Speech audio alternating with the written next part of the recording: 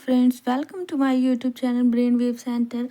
Math की classes में BSc fourth semester math की क्लासेस में आज हम लोग रिमूवल फर्स्ट डेरिवेटिव का जो है थर्ड लेक्चर लेकर आए हैं, जिसमें कि आज हम थर्ड क्वेश्चन पढ़ेंगे। तो थर्ड क्वेश्चन काफ़ी मोस्ट इम्पॉर्टेंट है, जो कि ये एग्ज़ाम में इस टाइप के क्वेश्चन आपके बनते हैं एग्ज़ाम में, तो ध्यान दीजिएगा। चलिए देखते हैं कि हम कैसे सॉल्यूशन करते हैं और हमारा पहले तो प्रश्न क्या है। तो क्वेश्चन जो है वो है d2y/dx² -4x dy/dx plus 4x² - 1 into y is equal to minus का 3e⁻x² अब यहाँ से देखिए कोष्टक में sin2x प्लस 5e⁻, माइनस का 2x प्लस 6 ये आपका क्वेश्चन है। मैंने ये बोल दिया हुआ है, अगर आप लोगों को नहीं दिख रहा है तो आप लोग लिख लीजिएगा। ओके, तो यहाँ से देखिएगा सॉल्यूशन हम लोग कैसे करेंगे। सबसे पहले क्या लिखेंगे, d2y/dx² -4x dy/dx plus 4x² - 1 dy is equal to then यहाँ से आपका ये वाली एज इट इज़ पूरी वैल्यू निकलेगी, यानी कि माइनस का 3e⁻x² and sin 2x plus 5e⁻, minus का 2x प्लस 6 ये आपकी इक्वेशन 1 हो जाएगी। क्योंकि यहाँ पर कुछ भी आगे यहाँ पर मल्टीप्लाई में नहीं है तो हम डिवाइड नहीं करेंगे, ये सेकेंड लीनियर डिफरेंशियल इक्वेशन के फॉर्म में पहले से ही था, इसीलिए हम लोगों ने equation first as it is let कर लिया। अब क्या करेंगे, अब कंपेयर करेंगे सेकेंड लीनियर डिफरेंशियल इक्वेशन के जनरल जो इक्वेशन था उससे हम लोग इक्वेशन 1 को क्या करेंगे, कंपेयर करेंगे पी क्यू आर की वैल्यू को फाइंड आउट कर लेंगे। तो p इज इक्वल टू क्या हो जाएगा, माइनस का 4, यानी कि अभी मैंने एक सॉल्व करके बताया था, तो p और p क्या हो जाएगा, माइनस का 4 हो जाएगा। देन यहाँ से q है, यहाँ से क्या है, q की वैल्यू आपकी p की वैल्यू माइनस का 4 हो जाएगा। देन q की वैल्यू आपका देखिए p की वैल्यू यहाँ से फाइंड आउट करेंगे तो माइनस का 4 हो जाएगा एंड q की वैल्यू है 4x² माइनस का 1 हो जाएगा। और r की वैल्यू जो हो जाएगी ये पूरी आपकी r की वैल्यू हो जाएगी, यानी कि माइनस का 3e⁻x² sin 2x plus 5e⁻, minus का 2x प्लस 6 ये पूरी r की वैल्यू हो जाएगी, जो यहाँ पर मैंने लिखा हुआ है। अब क्या करते थे, अब हम u की वैल्यू को फाइंड आउट करते थे, तो टेक करते थे फॉर्मूला। देखिए u का क्या होता है, u is equal to e⁻, minus का half integration p into dx हो जाएगा। अब देखिए जो आपका p का इंटीग्रेशन होता है, अब देखिए इंटीग्रेशन जो है आपका वो क्या है, एक मिनट पेन मैं चेंज कर लेती हूँ।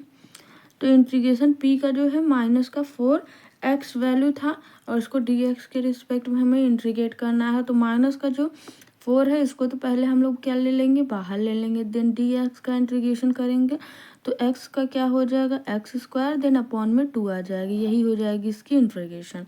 और माइनस का 4 जो है ये इज इट इज़ ऐसे आ जाएगा। तो 2 टाइम 2 से कटेगा तो 2 2 सा 4 होते हैं, माइनस का 2x², यही आपको क्या हो जाएगी, e की वैल्यू हो जाएगी। देखिए यहाँ से देखिएगा, यहाँ से 2 टाइम यानी कि माइनस का 1/2 पहले से ही था, तो हमने वो नहीं लिखा हुआ था, केवल उसकी वैल्यू लिखी हुई थी। तो यहाँ देखिएगा x² अपॉन ये अगर करेंगे इसका इंटीग्रेशन, 4 को मैंने बाहर ले लिया, 2 से कैंसिल आउट हो गया। देन यहाँ से आप लोग करेंगे और माइनस का जो 4 था और माइनस का पहले से था, तो माइनस माइनस क्या हो जाएगा, प्लस हो जाएगा, 2 टाइम कटेगा। तो यहाँ से देखिए 2/x² आ जाएगा। देन 2 को बाहर लेंगे तो 2 से कैंसिल आउट होके x² बचेगा, यानी कि u की वैल्यू क्या आ जाएगी, e⁻x², ये वैल्यू u की आ जाएगी। अब क्या करते थे, अब putting y is equal to u into v in the equation we get normal form, जो कि ये इक्वेशन 2 हम लेट करते थे, d2v/dx² plus x v is equal to y, this is the equation 2। अब क्या करते थे, इक्वेशन 2 से हम लोग क्या करते थे, एक्स और वाई की वैल्यू निकाल कर इक्वेशन 2 में पुट करते थे। तो एक्स की वैल्यू का फॉर्मूला क्या हो जाएगा, क्यू माइनस का half D P upon d x minus का 1/4 पी स्क्वायर हो जाएगा। अब यहाँ से पी की वैल्यू और क्यू की वैल्यू को रखेंगे तो क्यू की वैल्यू हुआ 4x स्क्वायर माइनस का 1/2 डी अपॉन डी एक्स और पी की वैल्यू क्या है माइनस का 4x। तो माइनस का 1/4 माइनस का 4x का स्क्वायर, ये हो जाएगी आपकी ये पी की वैल्यू। अब यहाँ से एक्स स्क्वायर, अब इसको सिंप्लीफाई करेंगे तो आई होप आप सभी इतना तो कर लेते होंगे। तो x is equal to 4x square minus का 1 प्लस, अब यहाँ से 1/यहाँ से माइनस का 4 हम लोग अगर बाहर ले लेंगे तो माइनस का और माइनस का क्या हो जाएगा, प्लस का हो जाएगा। देन यहाँ से 4/2 हो जाएंगे और यहाँ से आपका x का डिफरेंशिएशन जब करेंगे तो 1 हो जाएगा। तो केवल आपका क्या बचेगा, 1 का अगर मल्टीप्लाई 4/2 से करेंगे तो 4/2 केवल बचेगा। तो माइनस का 1/4 इंटू, अब इसका हम क्या कर देंगे, इसका हम लोग स्क्वायर कर देंगे तो यहाँ पर 16x स्क्वायर आ जाएगा आपका, जो कि ये 4 से 4 टाइम कट जाएंगे तो 4x स्क्वायर बच जाएगा। तो ये x इज इक्वल टू यहाँ से 4x स्क्वायर माइनस का 1 प्लस का 2 आ जाएगा, क्योंकि 2 टाइम कट हो जाएगा, माइनस का यहाँ पर 4x स्क्वायर बचेगा। देन यहाँ से 4x स्क्वायर प्लस का है माइनस का है, कैंसिल आउट होकर x इज इक्वल टू क्या हो जाएगा, माइनस का 1 प्लस का 2 जो है कटेगा तो क्या हो जाएगा, 1 हो जाएगा। x इज इक्वल टू 1 हो जाएगा। अब यहाँ से देखिए, now y is equal to r e⁻½ integration p into d x. ये आपकी क्या वैल्यू है, ये वैल्यू हो जाएगी आपकी y के फॉर्मूला हो जाएगा। x का वैल्यू 1 निकला, y का वैल्यू हम निकालेंगे तो y इज इक्वल टू, अब देखिए r की वैल्यू जो थी वो क्या थी, -3 e⁻x का square sine 2x plus 5 e⁻−2x plus 6। हाँ जी, तो ये r की वैल्यू है आपकी, ये y इज इक्वल टू, अब यहाँ से सिंप्लीफाई करेंगे। देन यहाँ से पहले तो इंटीग्रेशन करेंगे, तो सबसे पहले इंटीग्रेशन करेंगे माइनस का 4x का, तो क्या हो जाएगा 1/2 पहले से है, तो यहाँ से माइनस का 4 बाहर आएगा तो माइनस का 2 हो जाएगा, क्योंकि 2 टाइम कटे जाएगा 4, और अंदर का x का इंटीग्रेशन क्या हो जाएगा, s²/2 हो जाएगा। तो फिर से 2 से 2 कैंसिल आउट हो जाएगा, टोटल वैल्यू वो माइनस की x स्क्वायर बच जाएगी e⁻ में, और ये सेम डिजिट ऐसे ही चलता रहेगा। अब इसके आगे मैं आप लोगों को सॉल्व करके बताती हूँ कि कैसे होगा। अब यहाँ से देखिए, जो लास्ट टर्म की वैल्यू थी हमारी, ये y इज इक्वल टू -3, यानी कि ये आपकी बची थी, मैंने यहाँ पर लिख दिया। अब इसके आगे का देखिए, y इज इक्वल टू कैसे सॉल्व करेंगे, y is equal to -3 is it is लिखेंगे e⁻x²। देन ये जो माइनस की है इसको इंटू में e⁻−x², इस टाइप में लिख देंगे। यहाँ लाकर फिर साइन 2x प्लस 5 e⁻, जो है आपका माइनस का 2x प्लस 6 हो जाएगा, ये आपका एज इट इज। देन अब क्या करेंगे, ये y इज इक्वल टू -3। अब यहाँ से देखिए, अगर -3 का हम लोग क्या कर दें, मल्टीप्लाई कर दिए सभी में, तो कौन सी टर्म हमारी बचेगी वो देखते हैं हम लोग। तो यहाँ से देखिएगा, अगर इसकी मल्टीप्लाई करेंगे, यहाँ से ये कैंसिल आउट होकर 1 हो जाएगा। अब 3 बचेगा केवल, यहाँ से देखिएगा e⁻ क्या हो जाएगा, अब e⁻x² है, देन इंटू e⁻−x² है। हम लोग सभी लोग जानते हैं, अगर आपकी ये जो यहाँ की वैल्यू है, बेस की वैल्यू सेम होती है तो पावर 8 हो जाती है, यानी कि एक बेस केवल लेंगे x², पावर 8 हो जाएगी तो प्लस माइनस माइनस x² से कैंसिल आउट होकर e⁻0 बचेगा। अब e⁻0 वैल्यू 1 होती है, तो यहाँ से केवल -3 बचेगा। अब -3 का हम लोग अंदर मल्टीप्लाई कर देते हैं डायरेक्ट, एक टर्म मैं यहाँ पर नहीं लिख रही हूँ। तो -3 का मल्टीप्लाई करेंगे प्लस साइन 2x में, तो क्या आ जाएगा, -3 साइन 2x आ जाएगा, प्लस माइनस माइनस हो जाएगा। देन 15 e⁻, का 2x हो जाएगा, माइनस का 18 हो जाएगा, ये आपकी वैल्यू आ जाएगी। Then y is equal to, अब इसको सॉल्व करेंगे तो -3 हम लोग क्या कर सकते हैं, कॉमन ले सकते हैं फिर से, यानी कि ऊपर वाली टर्म बचेगी। तो यहाँ से बस इतना ही आप लोग करिए, ये वाली वैल्यू हम लोग लिख लेंगे। आप लोग ये ना भी करेंगे तो चलेगा, क्योंकि आप लोग ये भी कर सकते हैं, कोई दिक्कत नहीं है। तो यहाँ से ये हो गई है। अब दीज वैल्यू, अब क्या करते थे, अब इन सभी वैल्यू को इक्वेशन सेकेंड में हम लोग क्या करेंगे, पुट करेंगे। तो equation second d two v upon d x square plus x v is equal to y था।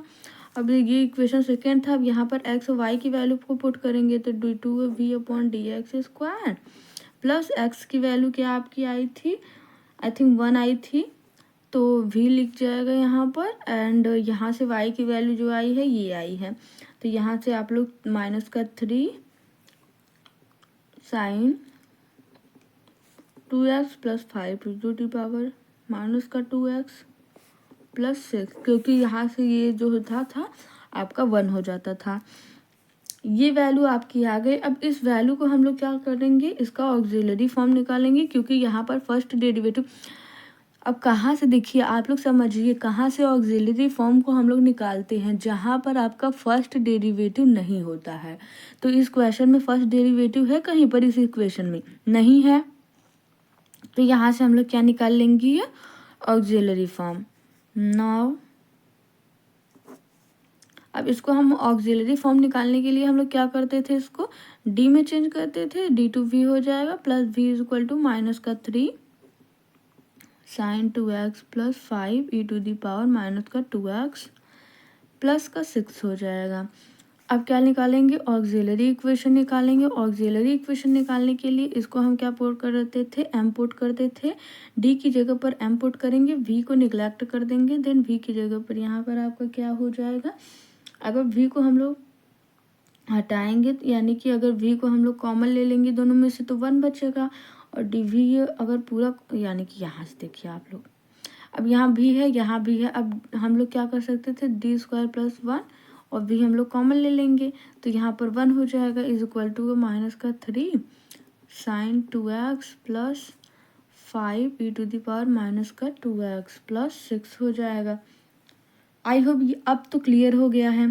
तो अब क्या करेंगे देखिएगा, अब क्या कर देंगे, ये d two plus 1 d v is equal to minus का 3 साइन 2x प्लस, अब जो पहले यहाँ पर हम लोगों ने लिखा हुआ था, अभी फाइंड आउट किया हुआ था, उसको हम लोग लिख देंगे पहले, यहाँ से सॉरी माइनस आ जाएगा, e to the power minus 2x minus 18 आ जाएगी। ये वैल्यू आपकी आ जाएगी। अब क्या निकालेंगे, ऑक्सिलरी इक्वेशन निकालेंगे। अब निकालेंगे क्योंकि मैंने थोड़ा सा और सिंप्लीफाई कर दिया हुआ है। ऑक्सिलरी इक्वेशन निकालेंगे तो डी की जगह पर हम लोग क्या पुट कर देंगे, एम पुट करेंगे। तो यहाँ से देखिएगा, तो एम स्क्वायर हो जाएगा प्लस का 1 हो जाएगा, वी को हम लोग निगलेक्ट कर देंगे इज इक्वल टू माइनस का 3 साइन 2x माइनस का 15 e to the power 2x minus का 18 हो जाएगा, ये हो जाएगा। अब इसको हम लोग क्या करेंगे, ये सॉरी ये यहाँ पर देखिए, अब इसको कर दिए ओके। अब क्या करेंगे, अब ऑक्सिलरी फॉर्म निकालना होता है जब, तो इन पूरी ये वैल्यू को हम लोग 0 के इक्वलेट कर लेते हैं। तो यहाँ से ऑक्सिलरी फॉर्म हम लोग फाइंड आउट रूट्स आसानी से कर सकते हैं। एम स्क्वायर माइनस का 1 हो जाएगा, तो एम की वैल्यू क्या हो जाएगी, अंडर रूट में माइनस की 1 हो जाएगी। अंडर रूट में माइनस 1 की वैल्यू क्या होती है, प्लस माइनस आई होती है। आप सभी लोग जानते होंगे कि अंडर रूट में माइनस 1 की वैल्यू आई होती है, जो कि अंडर रूट में था तो प्लस माइनस आई हो जाएगी। ये हमारी रूट्स कैसी आ गई, कॉम्प्लेक्स फॉर्म में आ गई। अब इस रूट्स को हम या तो इस फॉर्म में भी तो लिख सकते हैं, M is equal to 0 plus minus 1 into i. देखिएगा आप, इस फॉर्म में तो लिखा जा सकता है, क्योंकि ये कॉम्प्लेक्स क्या होता है आपका, कॉम्प्लेक्स किस फॉर्म का होता है, कॉम्प्लेक्स होता है M is equal to alpha plus minus beta into i होता है। तो हम लोग अल्फ़ा की वैल्यू क्या लेट कर लेंगे, 0, बीटा की वैल्यू 1। अब इस दोनों इक्वेशन को कंपेयर करेंगे, तो यहाँ से इक्वेशन को अगर कंपेयर करेंगे तो अल्फ़ा की वैल्यू 0 आ जाएगी, बीटा की वैल्यू 1 आ जाएगी। यहाँ से देखिए बीटा की वैल्यू क्या है, 1 है, अल्फ़ा की वैल्यू 0 है। तो आई होप क्लियर हो गए होंगे। अब देखिएगा, इसका सी ऑफ पार्ट हम लोग लिखते थे, तो now C of is equal to, अब कॉम्प्लेक्स जो फॉर्म है उसका सी एफ पार्ट क्या होता है, मैंने सभी ये C F part lecture first जो आपका था, आपका लेक्चर फर्स्ट जो था सबसे पहले मैंने शुरू किया था, उसी में मैंने सी एफ पार्ट सभी ये क्लियर किया हुआ था। तो सी एफ पार्ट जो हो जाएगा e to the power alpha x हो जाएगा, C1 cos beta x plus C2 sine beta x, ये आपका सी एफ पार्ट हो जाएगा किसी भी कॉम्प्लेक्स फंक्शन का। तो यहाँ से C F is equal to e to the power alpha की जगह पर 0 एक्स, क्योंकि अल्फ़ा की वैल्यू अभी हमने 0 लेट की, C1 कॉस, अब बीटा की जगह पर 1 हो जाएगा और एक्स हो जाएगा, तो 1 हमने नहीं लिखा हुआ है क्योंकि ये मल्टीप्लाई होकर वही टर्म बचेगी। यहाँ से ये वैल्यू आ गई। अब C F is equal to है, यहाँ से क्या हो जाएगी, ये 0 हो जाएगी और 0 और ई टू दी पावर 0 की वैल्यू क्या हो जाती है, 1 हो जाती है। तो यहाँ से ये एज इट इज़ हो जाएगा, तो C1 cos x plus C2 sine x, ये आपकी क्या हो जाएगी, वैल्यू बच जाएगी, ये आपकी ये सी एफ पार्ट हो जाएंगे। अब सी एफ निकालने के बाद हम लोग क्या निकालते थे, पर्टिकुलर इंटीग्रल निकालते थे। तो पर्टिकुलर इंटीग्रल निकालने के लिए अब देखिए हम लोग क्या करेंगे, ये आर की वैल्यू के इक्वल पी आई होता था, अब वही फाइंड आउट देखिएगा फ्रेंड्स, जो पी आई होता था वो आर के इक्वल होता था, तो आर की जो वैल्यू है आपकी वो क्या हो जाएगी, ये अब आर के इक्वल होता तो था, लेकिन यहाँ पर जो पर्टिकुलर इंटीग्रल है वो थोड़ा अलग मेथड से निकलेगा, क्योंकि देखिए जो आपकी आर की वैल्यू है वो कैसी है आपकी, ये वो -3 साइन 2x इस फॉर्म में है थोड़ी। तो पहले तो हम लोग क्या निकालेंगे, देखिए अब इसका पी आई हम लोग कैसे, अब देखिए सबसे पहले आप लोगों ने जाना था कि 0 वाले का पी आई हम लोग कैसे निकालते थे, इसीलिए मैं कह रही हूँ कि आप लोग जो सेकेंड आपका सेमेस्टर है उसमें पी आई निकालने के लिए आपको सारी मेथड्स बताई गई हैं एंड ऑक्सिलरी इक्वेशन निकालने के लिए भी, तो वहाँ से अगर आप लोग देखेंगे तो ज़्यादा क्लियर होगा, क्योंकि ये सेकेंड सेमेस्टर में ये सभी पढ़ा दिया गया है आप लोगों को। तो अगर जिन भी स्टूडेंट ने सेकेंड सेमेस्टर नहीं देखा हुआ है तो पहले उसको आप लोग पी आई निकालना सीखिए, क्योंकि ये इस पूरे चैप्टर में जो आपका पर्टिकुलर इंटीग्रल है सभी ये क्वेश्चन में आने वाला है, यानी कि कह लीजिए पूरी बुक में आने वाला है। इसीलिए तो अगर पी आई निकालना ही नहीं आएगा तो कैसे क्वेश्चन को सॉल्व करेंगे, इसीलिए मैं कह रही हूँ। तो पी आई आपका, अब देखिए अगर इस फॉर्म का कोई भी इक्वेशन दिया हो, यहाँ से पहले मैं लिख रही हूँ आर की वैल्यू को -3 साइन 2x, आई होप क्या था, -15 e to the power -2x -18, यही था। तो इसका निकालने के लिए हम लोग क्या करेंगे, सबसे पहले D2 +1, देन कोष्टक में जो ये वैल्यू है ये लिखेंगे। ये देखिए मेथड्स हैं निकालने के, टेक्निक है निकालने के। अब आप लोग पूछेंगे कि कैसे हम लोग ने लिख दिया, तो जैसे कि किसी भी क्वेश्चन को सॉल्व करने के लिए कुछ मेथड्स होते हैं, उसी प्रकार से पी आई को सॉल्व करने के लिए अलग अलग पी आई को सॉल्व करने के लिए अलग अलग टेक्निक है। किसी एक तरीके से आप लोग पी आई को सॉल्व नहीं कर सकते हैं, इसीलिए थोड़ा कॉम्प्लेक्स हो जाता है ये जो चैप्टर है आपका, बहुत लोगों को नहीं समझ में आता है। मैं तो पूरा प्रयास कर रही हूँ कि आप लोगों को समझ में आए और किस टाइप के क्वेश्चन बनते, क्योंकि देखिए मोस्ट ऑफ द क्वेश्चन जिस टाइप के बनते हैं वही मैं बताऊँगी, ताकि ये आप लोग एग्ज़ाम में जाएँ तो पी आई उस टाइप का निकाल पाएँ। नहीं तो अगर मैं यहाँ पर छोटे छोटे पी आई बता दूँगी या 0 लेकर सॉल्व करा दूँगी या फिर x² लेकर सॉल्व कराएंगे, ये तो पी आई आप लोग निकाल ही लेंगे क्योंकि बहुत छोटा है। अब हार्ड की प्रैक्टिस करे रहेंगे तो एग्ज़ाम में छोटा आ जाएगा तो आप लोग तो कर ही लेंगे, तो पहले हार्ड सीखिए आप लोग। तो यहाँ से देखिएगा इस टाइप के पी आई को निकालने के लिए क्या करेंगे, अगर आपके कोई भी ये जो आपका है फॉर्म है आपकी ये साइन x 2x, यानी कि कोई भी अगर इक्वेशन फॉर्म का दिया हो उसका पी आई निकालने के लिए हम लोग साइन या कॉस का पी आई निकालने के लिए क्या करेंगे, ये वैल्यू हम लोग क्या करेंगे अब देखिए इसको ऐसे लिखेंगे। अब देखिए क्या करेंगे, ध्यान से आप लोग समझते जाइएगा बस।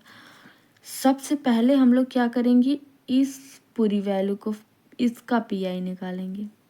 देन इसका निकालेंगे, देन इसका, तब हम लोग क्या करेंगे, मिक्स कर देंगे। अब देखिए, अब P1 में लिख रही हूँ, okay, P1 is equal to 1/, इसकी मल्टीप्लाई इसमें कर दीजिए तो D2 + 1। अब क्या आ जाएगा, माइनस का 3 sin 2x आ जाएगा। आई होप ये क्लियर हो गया होगा, क्योंकि अगर इसकी मल्टीप्लाई आप सभी में करते हैं तो ये टर्म ज़रूर आपको मिलेगी। तो इस टर्म को हमने ऐसे लिख लिया हुआ है। अब देखिए इस टर्म को हम लोग कैसे सॉल्व करेंगे, तो P1 इज इक्वल टू क्या हो जाएगा। अब देखिए, अगर यहाँ पे देखिए, अब मैं बता रही हूँ, आप लोग थोड़ा सा देखिए, इस अब ऐसे आप लोग अपने नोटबुक में नोट डाउन कीजिएगा कि इस टाइप के PI को निकालने के लिए सबसे पहले हम क्या करते हैं, 1/D2 + 1 लिखते हैं, देन उसका मल्टीप्लिकेशन करते हैं, देन अलग अलग फाइंड आउट करते हैं। तो अलग अलग में सबसे पहले ये साइन का है, तो साइन का हम लोग समझते हैं कि अगर PI साइन के फॉर्म में हो या फिर कॉस के फॉर्म में हो, तो कैसे हम लोग फाइंड आउट करते हैं। अगर साइन और कॉस में होता है तो x के कोफिशिएंट का मान हम लोग क्या करते हैं, ओनली ये D2 में D² में क्या करते हैं, पुट कर देते हैं। D² की टर्म कौन सी है, ये है। तो हम लोग देखिए क्या है, D² की टर्म ये है, तो जो x का कोफिशिएंट है वो क्या है हम लोग पहले देखेंगे। तो साइन और कॉस में दिया हुआ है, तो हम लोग एक यहाँ पर लिख लीजिएगा, अगर साइन और कॉस में वैल्यू दी हो, उसका PI निकालना हो, मैं बोल रही हूँ आगे आप लोग लिखिए, PI निकालना हो तो सबसे पहले हम लोग x के कोफिशिएंट का मान केवल D² वाले टर्म में पुट करते हैं। आप लोगों ने लिख लिया होगा। तो x के जो x का कोफिशिएंट है वो क्या है, 2 है। तो x का कोफिशिएंट 2 है, तो इसको हम लोग किस में पुट करेंगे, किस वैल्यू में, D2 वाले वैल्यू में। तो अब देखिए यहीं पर ये पुट करेंगे तो D2 वाले वैल्यू में पुट करें, D वाले वैल्यू में पुट करेंगे तो तो 2 का क्या आ जाएगा, स्क्वायर आ जाएगा। आई होप आप सभी समझ रहे होंगे कि मैंने कैसे किया हुआ है इसको। तो यहाँ से मैंने क्या कर दिया, अब देखिए, अब यहाँ से तो माइनस भी था, तो माइनस हम लोग क्या लेंगे, कॉमन ले लेंगे, क्योंकि ये वाला माइनस सभी में है। तो यहाँ से अगर हम लोग एक कोफिशिएंट निकालेंगे यानी माइनस है ना, तो यहाँ पर हम लोगों ने माइनस लिया हुआ है और इसका स्क्वायर कर दिया, D की जगह पर 2 पुट कर दिया। आई होप क्लियर हो गया होगा। अब देखिए प्लस का 1/8 रखेंगे, देन यहाँ का माइनस का 3 sin 2x रख देंगे। आई होप क्लियर हो गया है। अब इसको सॉल्व करेंगे, P1 इज इक्वल टू क्या हो जाएगा, 1/2, 2 से क्या हो जाएंगे 4 है। अब देखिए हमने होल नहीं किया हुआ है, अगर होल कर देते तो माइनस का ये कैंसिल हो जाता है, यानी 2 टाइम्स चला जाता तो प्लस का आ जाता, लेकिन होल नहीं किया, केवल आपके 2 का स्क्वायर करना है। तो माइनस का 4/8 आ जाएगा, देन माइनस का 3 sin 2x हो जाएगा।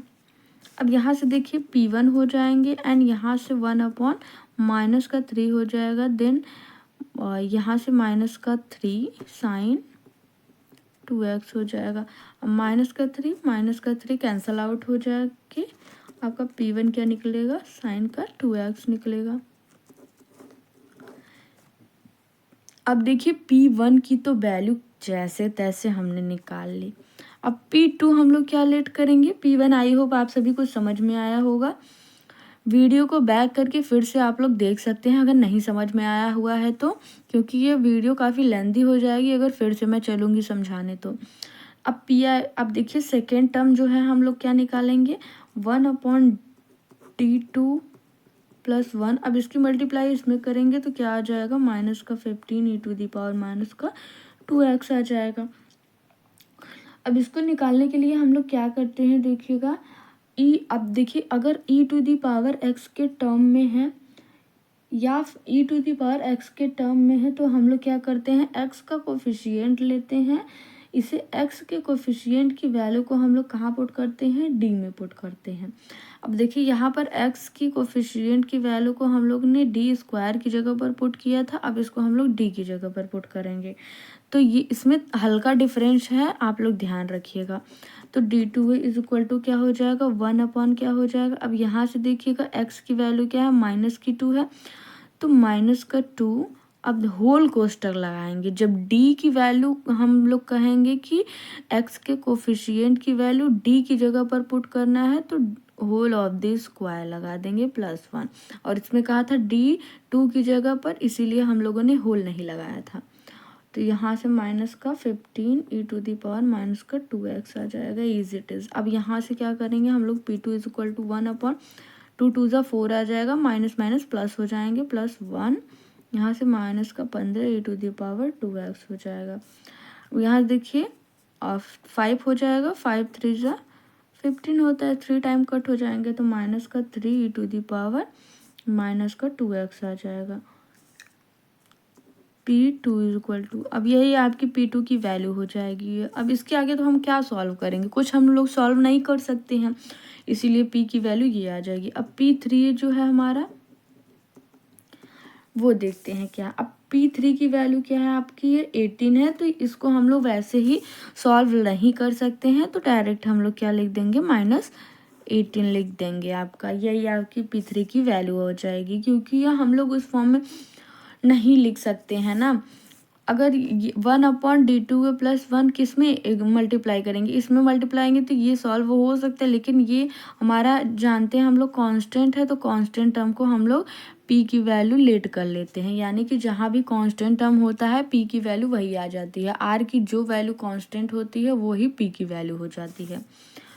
तो यहाँ तक आई होप p की वैल्यू आप लोगों ने निकाल ली है और समझ में भी आ गई है। अब देखिए, अब pi की वैल्यू हम लोग कैसे निकालेंगे, P1 + P2 + P3। अब इन सभी को हम लोग पुट कर देंगे, तो Pi की वैल्यू हम लोगों को निकल जाएगी। तो Pi की वैल्यू कैसे निकली, P1 की वैल्यू क्या आई थी आप लोगों की, ये साइन का 2x, P2 की वैल्यू -3 e⁻²x -18, ये वैल्यू आपकी आ गई थी। अब क्या करते थे, Pi की वैल्यू निकल गई, CF की वैल्यू निकल गई, तो Pi + CF हम लोग क्या करते थे, ऐड करते थे, ये वैल्यू v की आ जाती थी, तो v is equal to Pi की वैल्यू साइन का 2x - 3 e⁻²x -18। अब CF की वैल्यू क्या थी आपकी, CF की वैल्यू देखिएगा, C1 जो थी cos x + C2 sin x, ये आपकी CF की वैल्यू थी। तो आई होप यहाँ से आप लोगों को क्लियर हो गया होगा कि CF और Pi की वैल्यू क्या क्या है। तो ये आपकी ये CF और Pi की वैल्यू आ जाएगी। यहाँ से आप लोगों के यहाँ पे प्लस होगा, क्योंकि यहाँ पर Pi देन प्लस और यहाँ पर CF, तो ये वैल्यू आ गई v की। अब v और u की वैल्यू हम लोग किस में पुट करते थे, y में पुट करते थे, तो y is equal to v into U. अब देखिएगा, या फिर u इंटू v, अब इंटू में है चाहे जैसे लिख दीजिए, तो y इज इक्वल टू क्या हो जाएगा आपका e⁻, अब यहाँ से देखिएगा e⁻, y की जो u की वैल्यू थी हम लोगों की, वो क्या आई थी, e⁻x²। अब जो v की वैल्यू है ये पूरी आई थी। यहाँ से C1 को मैं पहले लिख रही हूँ, क्योंकि ये कांस्टेंट टर्म है, आप बाद में भी तो लिख सकते हैं, कोई दिक्कत नहीं है, प्लस साइन 2x -3 e⁻²x -18, यही आपकी रिक्वायर्ड आंसर हो जाएगी। यहाँ से देखिएगा आप लोग, आई होप ये पूरी ये जो क्वेश्चन था आपका Pi कैसे निकलता है वो समझ में आ गया होगा। नहीं समझ में आया है, एक बार अगेन देखिएगा, मैं फिर से बता रही हूँ, ये आपको रटना पड़ेगा, क्योंकि ये कोई भी ऐसा एक मेथड नहीं है कि जो मैं आपको वो समझा दूँ और उसी तरीके से आप सब में अप्लाई करेंगे, तो ऐसा बिल्कुल नहीं है। हाँ, ये है कि अभी मैंने जैसे कि बताया, अगर साइन और कॉस के फॉर्म में आपको Pi निकालने के लिए देगा तो कैसे आपको सॉल्व करना है, पहले 1/d2 + 1 लिखना है, देन जो आपका इंटीग्रेशन जो r की वैल्यू दी हुई है अगर साइन फॉर्म में दी हुई है तो वो पूरा लिखना है, देन उसका कोफिशिएंट x का लेट करना है। अब देखिए x का कोफिशिएंट आप लोग अगर सोच रहे रहे होंगे तो अगर साइन एक्स दे दिया दी तो यहाँ पर एक्स का कोफिशिएंट क्या लेट करेंगे, 1 लेट करेंगे। ऐसे हम लोग लेट करते हैं। तो 1 क्या रखेंगे, d2 की जगह पर रखेंगे। यहाँ से इसको सॉल्व कर लेंगे और e टू दी पावर के फॉर्म में दिया है तो d, अब जो देखिए x के कोफिशिएंट को हम लोग d के टर्म में रखे तो होल स्क्वायर किए थे और इसमें होल स्क्वायर नहीं करेंगे, केवल कौन जो है आपका वैल्यू है आपके कोफिशिएंट का स्क्वायर करेंगे, ना कि माइनस का स्क्वायर करेंगे। होल ऑफ द स्क्वायर नहीं करेंगे, ये ध्यान रखिएगा। दोनों में यही हल्का डिफरेंस है। आई होप चीज़ें क्लियर हो गई होंगी। जहाँ भी नहीं समझ में आया आप सभी कमेंट बॉक्स में कमेंट कीजिएगा या फिर वीडियो को शुरू से फिर से देख लीजिएगा, अगेन देख लीजिएगा, तो आप लोगों को क्लियर हो जाएगी। 1-2 बार देखेंगे तभी क्लियर होगी ये, क्योंकि ये जो भी स्टूडेंट सेकेंड सेमेस्टर में नहीं पढ़ा हुआ है तो वो एक बार देखेगा, नहीं क्लियर हुआ तो दोबारा भी देखिएगा आप लोग इसी वीडियो को, सेम वीडियो को। भले ही आप लोगों को थोड़ा टाइम लगेगा, लेकिन अगर एक क्वेश्चन समझ में आ जाता है तो अगला क्वेश्चन आप लोगों को करने के में आसानी होगी। तब तक के लिए आप सभी पढ़ते रहिए। अगली क्लास में हम नेक्स्ट टॉपिक के साथ या फिर नेक्स्ट क्वेश्चन के साथ मिलेंगे। और चैनल को सब्सक्राइब नहीं किया तो अभी कर लीजिए और दोस्तों में भी शेयर कर दीजिएगा, लाइक कर दीजिएगा। Thank you so much, thanks for watching.